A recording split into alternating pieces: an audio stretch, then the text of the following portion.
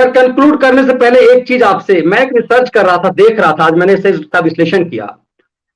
भारत का सेनापति एक ऐसे एकाएक उनका चला जाना पूरे देश सदमे में था, और राष्ट्रवादी जितने थे, पूरे जो भारतीय थे, एक सेना नायक का किसी पार्टी से कोई लेना देना नहीं होना चाहिए था। मैंने देखा कि बड़े बड़े संपादक लेवल के स्तर के लोग, उनका पोस्ट खाली था। जिन लोगों ने 4 दिन पहले वो पेट फुलाकर खाने वाला, और ये कुछ लोग एक पूछ रहे हैं कि सर ये सी वोटर आ रहा है, उसका आकलन तो मुझे लगता है सतीश सर ने तो पहले 4 दिन पहले बताया कि किस तरह के लोग फर्जी जो है वो बनाते हैं, और 2014 में भी और 2016 में भी उन लोगों ने जो किया था। ये चीजें हम देख रहे थे कि सेना नायक देश का गया। लिबरल्स जितने बड़े बड़े तोपची पत्रकार हैं, मेरे मित्र जो लिबरल्स कई लेफ्टिस्ट हैं, जो एंटी मोदी हैं, उनकी पूरा सोशल मीडिया पर सन्नाटा, चुप्पी है। और जो जिहादी टाइप के जो अननोन है वो इमोजी बना रहे हैं, चर्चा उनकी हो रही है कि इमोजी बना रहे जिहादी। लेकिन असल खतरनाक वो हैं जो अन्य मुद्दे पर तो इतना ज्ञान बांटते हैं, लेकिन उसका सेना नायक चला गया। सोशल मीडिया पर बड़े बड़े जितने लिबरल्स पत्रकार हैं, उनके आप साइट पे चले जाइए, सबने चुप्पी लगा दी है। इसी कैसे समझा जाए सर? मनीष जी, अभी आप बढ़िया नाम लेते हैं, जिस खैराती पत्रकार का नाम ले रहे थे, जिक्र कर रहे थे कि उसने आपसे टीका मिटाने के लिए कह दिया था, अजीत अंजुम, जो अपना यूट्यूब चैनल चला रहा है आजकल, उसका आजकल सड़क छाप है, जिसने कभी हमेशा एसी में बैठ के संपादक रहा, आज दूध मलाई चाटने के लिए सड़क छाप बना हुआ है चिरकुट सब। हाँ, तो वो उसका जाके देख लीजिए। मतलब जनरल सीडीएस जनरल रावत की जो विमान दुर्घटना है, उस तब से लेके और अभी तक, मतलब कल रात तक मैंने उसको चेक किया था, उसने कहीं जिक्र ही नहीं किया। मान लो इस देश में कुछ हुआ ही नहीं है, ऐसी कोई घटना नहीं है, किसी की मृत्यु ही नहीं है, यानी जनरल वीपी रावत उससे गायब है।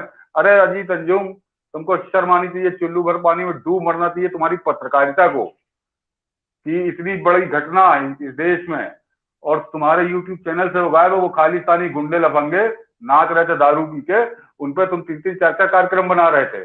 तो ये तो देश देख रहा है, ये देश देख रहा है कि तुम कैसे आदमी हो, कैसे व्यक्ति हो, क्या तुम्हारी सोच है, और क्या तुम्हारी पत्रकारिता तो है नहीं, पत्रकारिता तो है नहीं। इस तरह की पत्रकारिता को मैं वेश्यावृत्ति से भी घृणित कार्य मानता हूँ। तो ये तो इनका एक मनीष जी और है, आजकल थोड़ा सत्ता की मलाई चाट रहा है। पहले बहुत बड़ा सरगना था लुकियन दिल्ली का, उसका नाम है ओम थानवी। जैसे कांग्रेस की सरकार बनी, वो वहां कुलपति हो गया पत्रकारिता के विश्वविद्यालय का।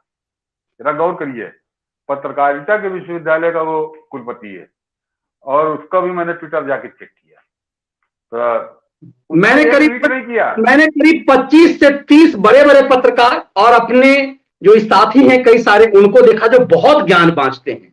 मतलब इसने एक देश के सेना नायक को भी पार्टी से जोड़ दिया। इसीलिए आप जो मुझे लगता है जो कह रहे हैं कि मोदी का बाउंसर ये नहीं झेल पाएंगे, पब्लिक है कि सब जानती है, सब देख रही है।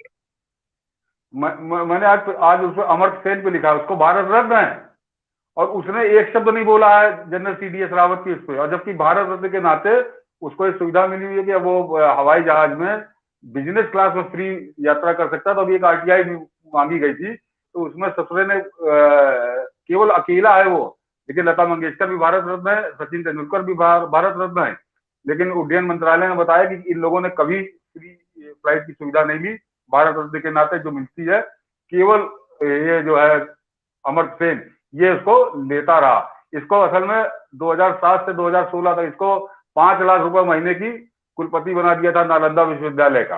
तो ये उसका कर्जा उतार रहा था। तो ये जनरल बिपिन रावत उस पर तो नहीं बोला, लेकिन इसने नरेंद्र मोदी मुझे प्रधानमंत्री अच्छे नहीं लगते, नरेंद्र मोदी तानाशाह है, नोटबंदी गाइडेड मिसाइल है, ये दुनिया भर की बातों बोलता रहा।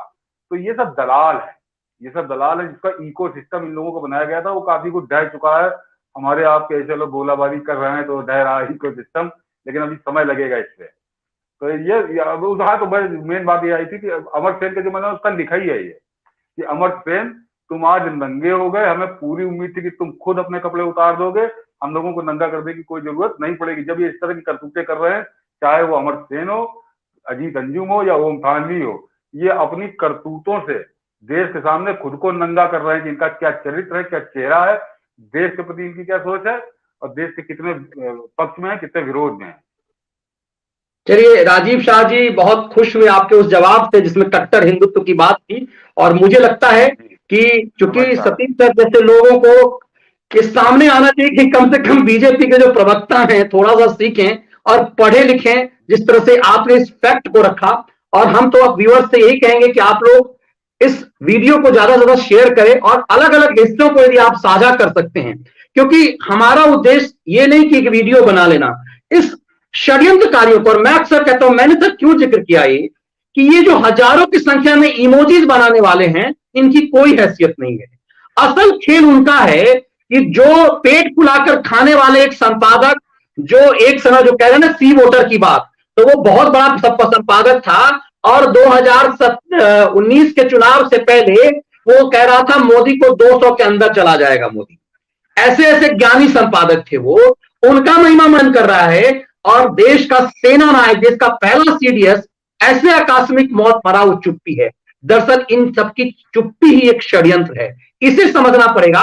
और जो लोग कट्टर हिंदुत्व और इन सब नशे में हैं, उन्हें समझना पड़ेगा कि ये जिहादी खतरनाक नहीं है, खतरनाक ये आपके और हमारे बीच के वो लोग हैं जो मौका परस्त होकर के बोलते हैं, इस फैक्ट पर चुप्पी लगाते हैं, इस देश के लिए खतरनाक हुए हैं। सर आप कुछ कहना चाह रहे हैं?